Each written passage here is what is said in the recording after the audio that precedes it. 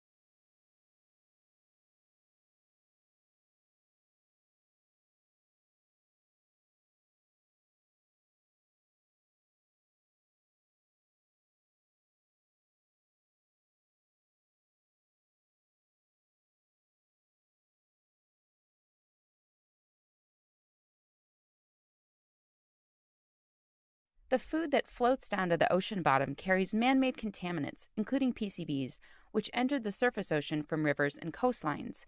Companies stopped manufacturing these chemicals in the 1970s after they were found to be dangerous. But they don't break down easily, so they're still swirling around in the oceans and working their way down to the seafloor, where amphipods gobble them up.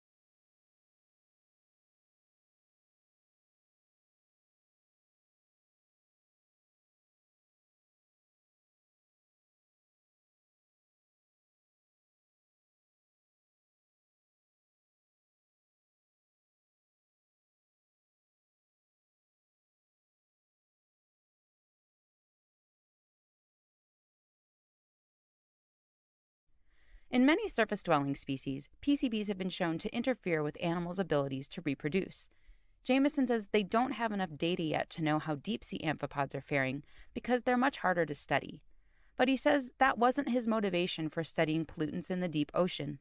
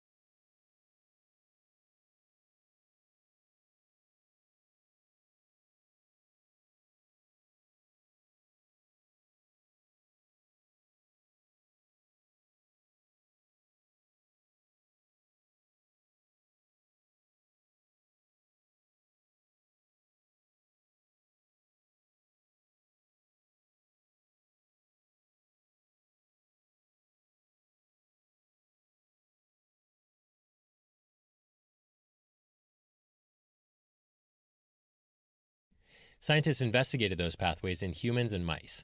They found that exposure to low oxygen depletes stores of a red blood cell protein. It's called EENT1. And that's a good thing, because now other substances that protect your body against low oxygen are free to rapidly accumulate and help the body adapt. But here's the kicker.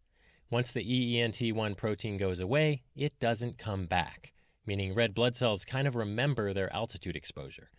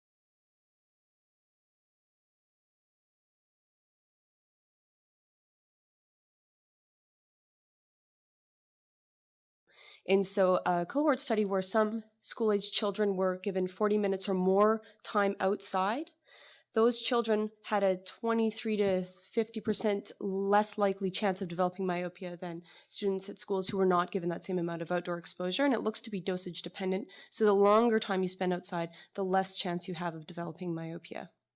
So the exact mechanisms are not really known, so we really need a lot more research into this. But another major factor that's being implicated is near work activities.